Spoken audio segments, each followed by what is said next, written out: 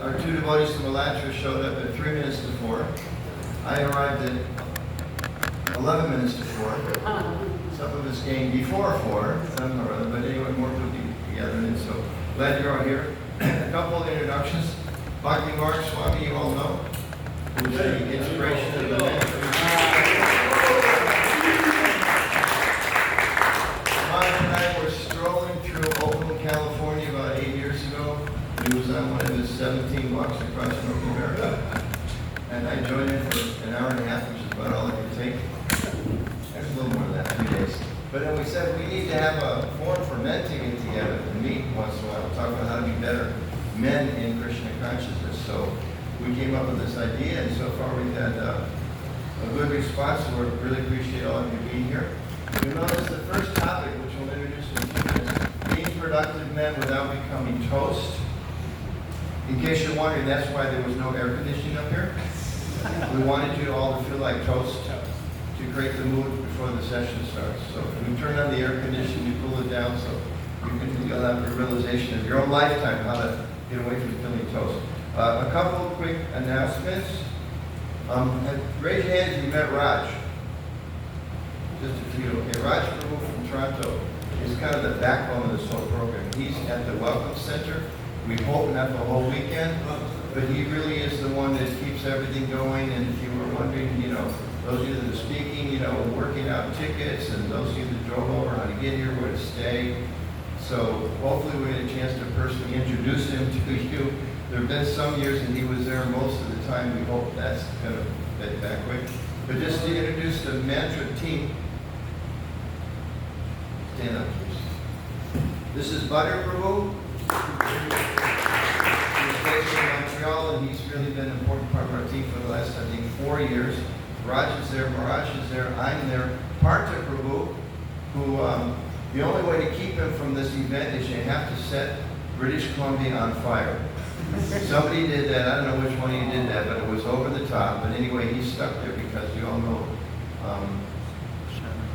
what's it called, Sharanagati community, major crisis. A lot of homes were burned down, and somehow most of Bodhi's properties were safe. But he lives there, and he's there helping out in that really difficult situation. So he's also been a very, very important part of our team. So I want to just give thanks to those team members. So I mentioned the team members first because we're channeling Raj here. Raj is such a good organizer. He sent me a list of things I have to tell you. Before we can have fun, I have to tell you things. Okay, that's because Raj is our organizer. So all of you, please be respectful regarding sharing the room. Most of you checked off that you snore loudly and nobody else can tolerate your snoring. That's why we put you together. He says something like, I paraphrase it a little bit, or something like that. Please be respectful if you share your room. Checkout time Sundays, 11 o'clock. That's a long ways away, but just want to ask everybody. Because the Vrindavan always is a lot of turnover, so they need to get their rooms cleaned early on time, so plan on that 11 o'clock. If you don't have your name tag and wrist, see I have my name tag and wristband, then you will be flogged outside the temple for at least, no, it doesn't say. Then please get one from the Welcome Center. If you don't have one yet, please stop there and get one. Save the name tags and hold it for future use. We know there's going to be a women's retreat soon. They're going to use similar things, so they may get into that retreat. I can't promise. Thank you, Gopal. At least somebody laughs at my jokes. I appreciate it. Yeah. He also told me he just got out of a 17-hour drive, so he's a little stir crazy. So that's probably right. Okay, if you have not paid for prasadam, I'm going to quote this one. If you have not paid prasadam, then we can fix it. I don't know what that means. He says we can fix it. You can pay the difference at the Welcome Center Mentor volunteers. Okay? That's it. Any other announcements? So everything happens here except prasadam. I believe prasadam for all of us, most of it is going to be in the big hall. I think the devotees are going to be eating off to the side of the temple. We are taking prasadam in the hall. Except tonight.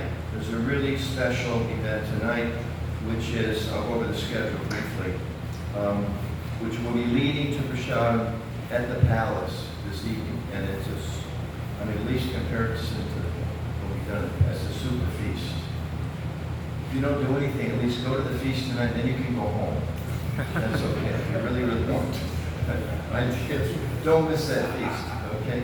There's going to be schedules. I thought they'd have them posted here. Somebody has some scotch tape or sticky tack with you around the wall. But just for tonight. So opening session now. Little introduction as we've been doing. Then we're going to start with Prasananta Prabhu, who came up all the way also from Alachua.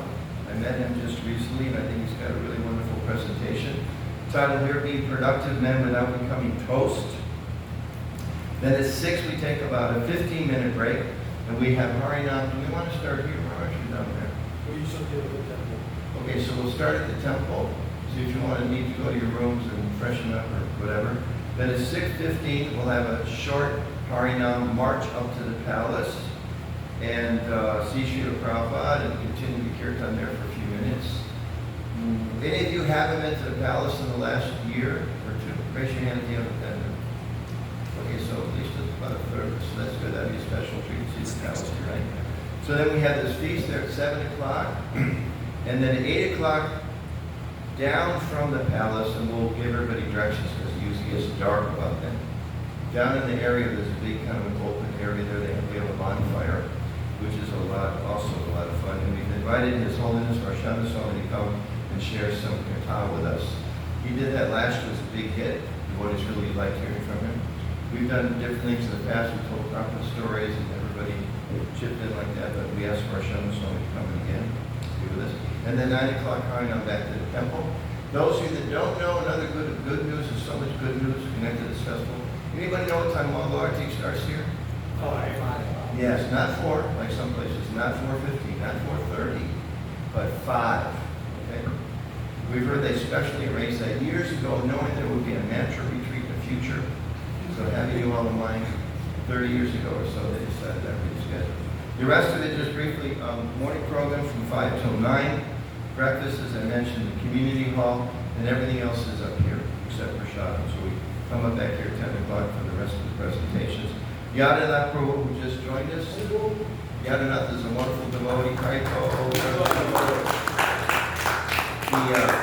He worked, or maybe still works part-time as a professional, it's not stand-up, it's improv. And he's doing a presentation. Seriously, let's stop taking ourselves so seriously. Okay? Then after that, Bhuta Bhavana Prabhu, who is here, joined us all the way from the UK. We'll give a little more elaborate introduction at a later time, but he's doing a presentation, Transformation Through Talents. How to give your gifts in Krishna's service. Bhuta Bhavana was with us at the very first mantra. And then he's back. So we're excited about that. Thank you. Then lunch prasadam. Then we've done this only once before. We thought this year would be a good time to do it. There is a women's panel for the men. There's some ladies who we invited here that will not be participating in the other events because it's a men's retreat. But they're going to be giving a presentation about how men can succeed in honoring and protecting women. So we'll talk a little bit more about that later time because we all know we're husbands or at least sons, and some of us are fathers and brothers and grandfathers, some of us now. So how can we better understand our role in relationship to ladies in our movement in the world at large? Then we'll be walking tomorrow evening, or those of you that were here last year know how far to walk it is. You may want to get a ride. Up to Old Vrindavan Farm, okay, which is really wonderful because they refurbished the whole place in the last, I think, year and a half. Anybody been there? The original farm where Srila Prabhupada stayed, and it's really very historic, and it's beautiful to see it. And again, it's been a completely refurbished. That's tomorrow night. Then back here, drama with His Holiness Bhakti Marg Swami and the Toronto Players, and kirtan with Gauravani and friends. And then Sunday, Sri Prahlad Prabhu, who hasn't joined us yet, I don't think, doing a session of leadership lessons from the Gita for Men. Okay, and again, we'll post this, so that's just a little bit of sense of the MC. It's going to be coming up. So just to kind of break the ice a little bit, because the purpose of this event, we all come with different ideas, but when Maharaj and I talked about it, it was the sense that, especially today, the role of women in society is changing, the role of men in society is changing. There's a lot of questions. What does it really mean to be a good father, a Christian conscious? What does it mean to be a good son, to be a brother, be brahmachari, be sannyasi, all those different roles that we play in these bodies as men. So how can we have a sangha, a retreat that talks about how we can do better fulfilling those roles? Also deepening our relationships between men. We all know as guys that we're the half of the gender divide that really knows relationships easily, right? We all know from the time we were 7 years old, we were thinking, I hope I can grow up and have a nice relationship with my spouse, right? Right? Monica, Paul, you were thinking like that, right? No, okay, it's not as man group. So we sometimes need extra help working on relationships with each other. So we want to try to have an opportunity to cultivate those. It gives us strength. We all know, speaking seriously now, you know, being a devotee is not as easy as we maybe thought it was at one point in our life. We go through challenges. We go through, birth, death, old and disease, old age and diseases. Their death is not too far away. Some of our senior devotees are passing away. Financial issues, emotional issues, intellectual issues, psychological issues, work, occupational issues, so many things. So we need to be strong to maintain Krishna consciousness. I don't know the numbers. Sometimes they will do it, but I think if we looked at how many people have been initiated as devotees, how many are continuing to seriously practice, it's a long ways from 100%. And what percentage of people have gone away completely is probably a lot higher than we would like to think about. Because a large part of the material world is a tough place. So how do we get strength? You know, support for us. How do we strengthen our Krishna consciousness? So that's the main purpose of this 3 days together. How do we get strength in building relationships with each other and go deeper in our Krishna consciousness? I want to point out Thomas here, Prabhu, so I don't do it at the end. Stand up for a second, Thomas. Thomas is the editor, among many other things he's achieved. He's the editor of ISKCON News. Okay. A lot of you deserve at least an 8 or 10 page profile on your own personal contributions to the world. See him. Okay, if you like, get yourself written up in this kind of stuff. We're always looking for writers. He's here to connect with a lot of the men here and also look for additional stories. If you don't read ISKCON News, please do. ISKCONnews.org is the best way for them to look at it, to find it, and appreciate that Thomas came all the way from Idaho. Any New Yorkers here? Raise your hand if you're from New York. Okay, Idaho is somewhere on the other side of Jersey. Okay, the details you don't need to worry about, but it's way over there, right, Thomas? Yes. Okay, Part of good. Idaho. Which part of Idaho? Part of Idaho. Oh, I'm about 2.5 hours south of Yellowstone, so the biggest city would be Pocatello. I don't expect You can get the details from him later. The big town nearby has one stoplight. It hasn't worked since 1956, but it's there. No, I'm just thinking, if I live in a beautiful part of the country.